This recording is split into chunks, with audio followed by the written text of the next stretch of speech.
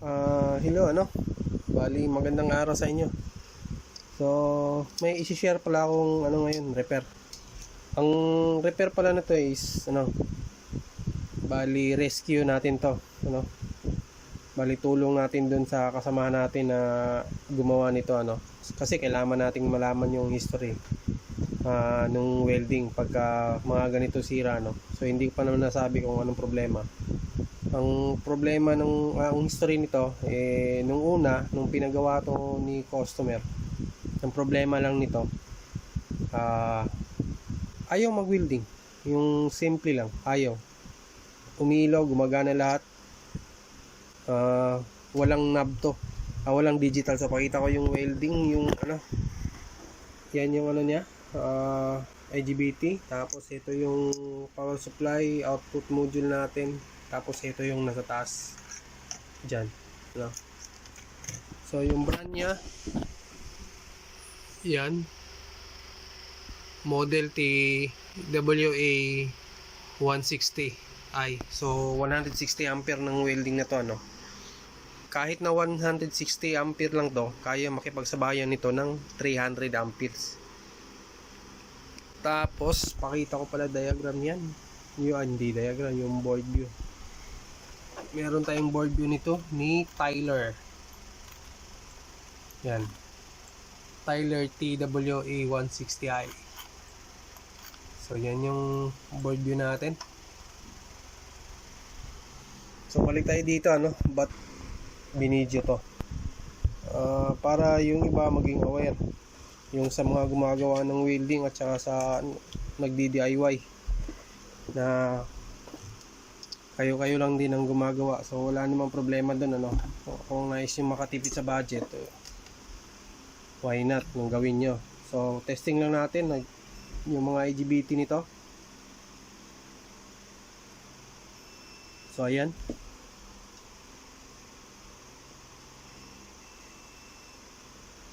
so pakita natin.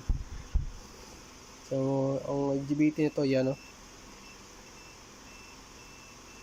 shorted, shorted,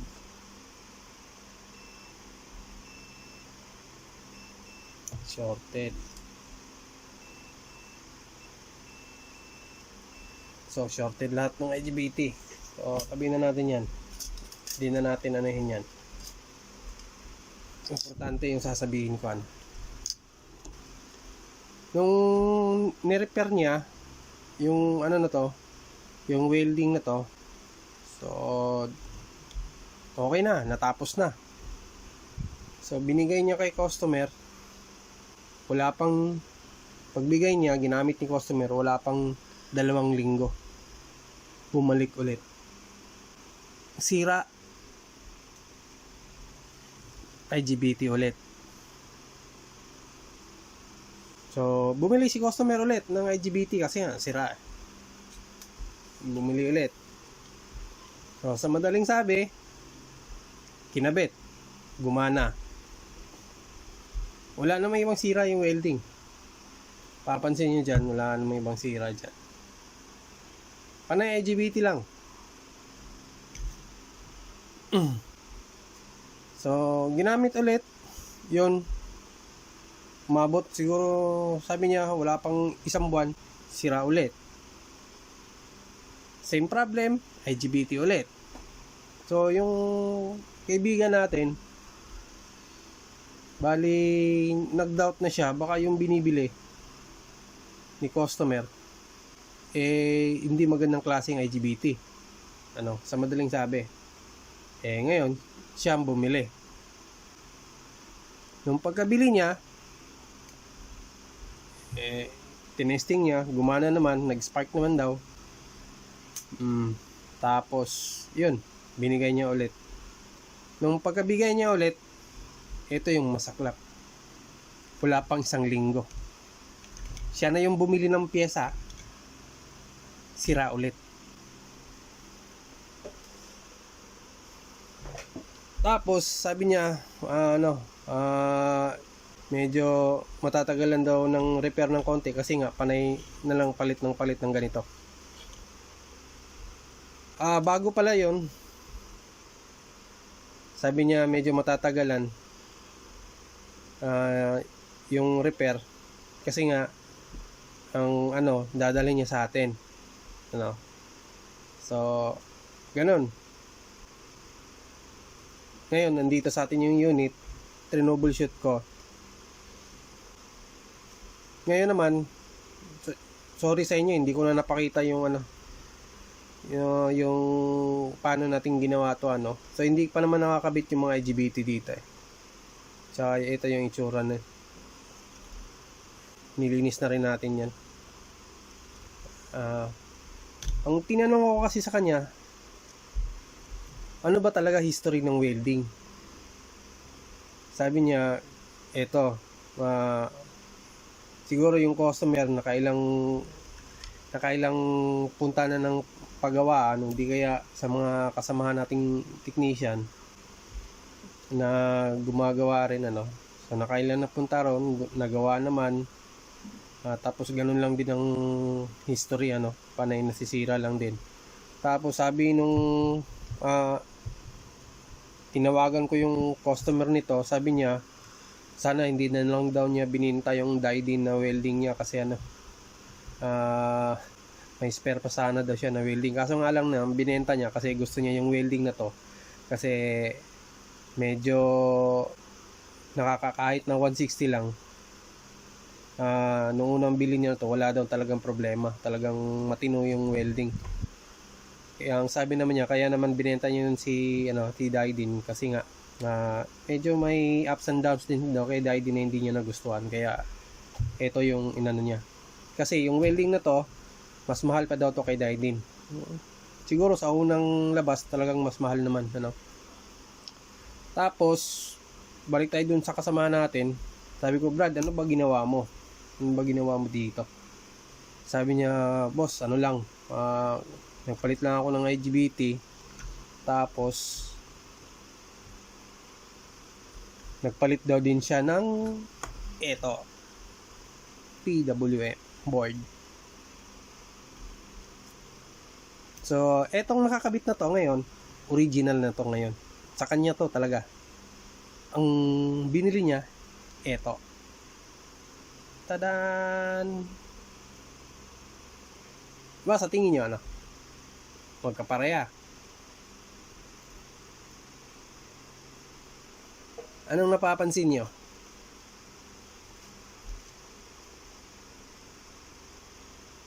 Parehas o hindi? Yung position ng IC, parehas. Dito rin, may makikita na kayong pagkakaiba. Tsaka dito. Ito kasi naging problema niyo.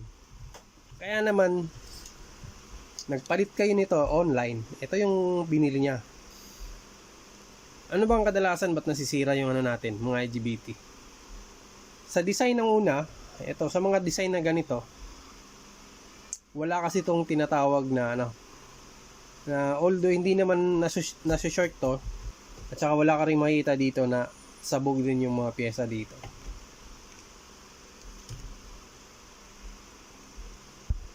Doon kasi sa oscilloscope, kaya naman nasisira to kasi lampas yung may tinatawag kasing doon sa mga bagong design ngayon, may tinatawag kasing na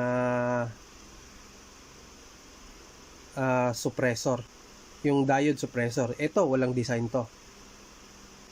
Ano bang kadalasan gumagamit ng suppressor? Si Yamato. Si Yamato gumagamit, hindi naman si Yamato, halos karamihan naman yung mga bagong design. May mga design na gumagamit ng diode suppressor. Ang trabaho nun, pagka lumampas yung frequency peak dito, yung voltage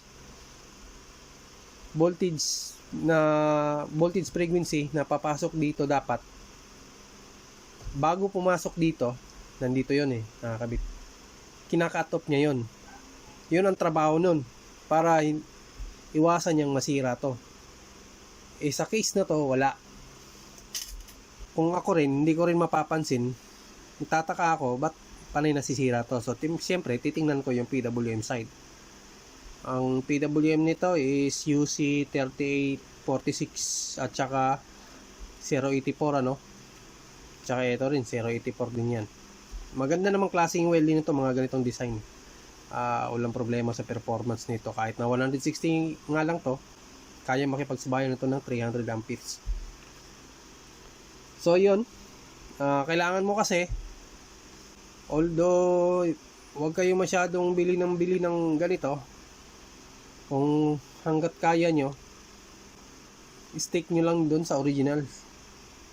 Kaya ang nagiging cost nito, hindi match yung kailangan may papalitan ka ritong piyesa at saka dito rin sa control module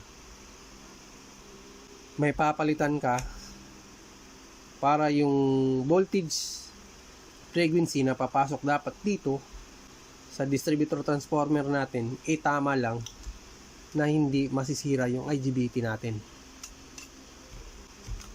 So nung binigay niya sa akin to, dun ko na-confirm ano. Pagka parati kayong nasisiraan ng PWM ng IGBT o di kaya MOSFET, yung PWM control board, ito at saka yung nakakonect dyan. So bali maya siguro bali ang ano na lang dito, kulang na lang i-testing na lang ng signal natin. Tapos yung PWM na to, ang problema lang ng PWM na to is kulang output. So nagawa ko na, ilabas ko na yung output natin dito. Bago pala nito, kaya pala nagpalit pala siya ng ito. Nung pinitan niya yung PWM at saka yung op amp, wala pa ring output.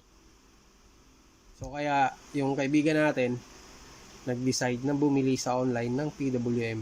Nung pagkabit niya, gumana naman. So wala namang naging problema daw yun. Kung lumabas naman yung signal dito, gumamit pa siya ng oscilloscope. Ang naging problema lang talaga, panay nasisira yung mga IGBT.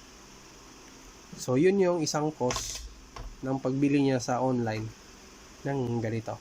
Na doon na nagsimula yung panay na nasira yung mga IGBT. At saka si customer na rin medyo nawala na ng pag-asa na kasi hindi na tumatagal yung repair, panay repair na lang daw yun, hindi naman umaabot ng isang buwan, nasisira lang din yung welding niya.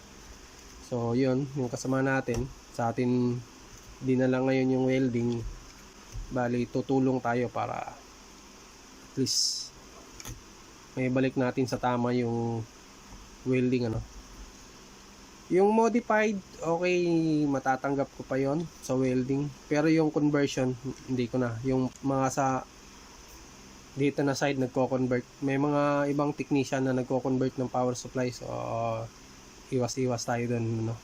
Pero sa gawa natin, hindi nyo pa ako nakitang nag-convert ng mga 4 wires na mga ganito. Panay, ang pinaka lang talaga sa sa electronics, ibalik nyo lang sa original, wala kayong maging sakit ng ulo. Kasi pagka ginawa nyo ng conversion, asahan nyo na, sasakit ulo nyo. So yun lang para maging aware kayong ibang technician. Huwag kayong masyadong porket magkaparehas yan.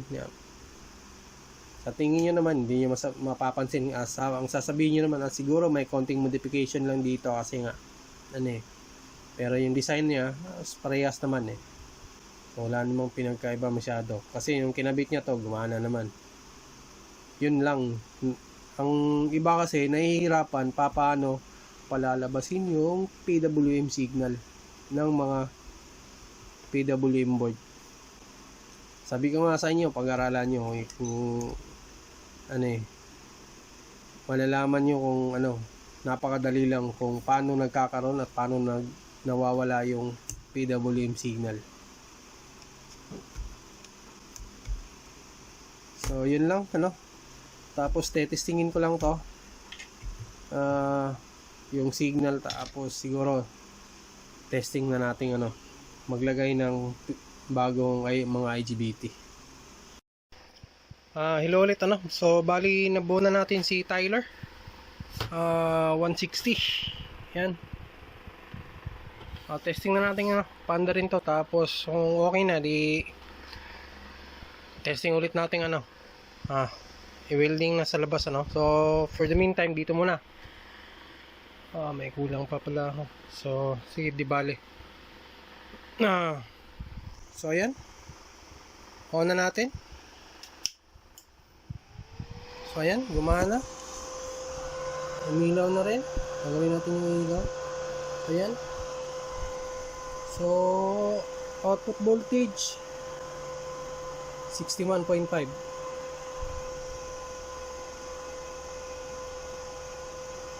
So bali okay na no. So ano na lang, testing na lang tong welding kung okay na ba yung performance nito.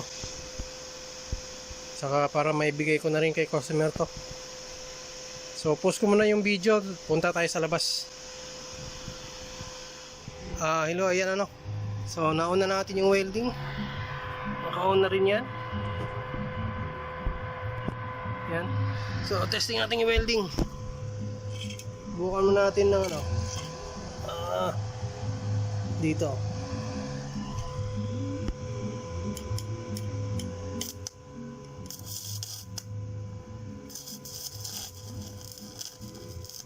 So nakaka-welding siya ng 60. So 80.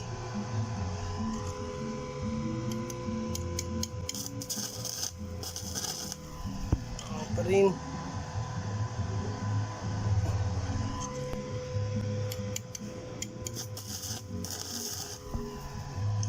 Tapos sagad natin.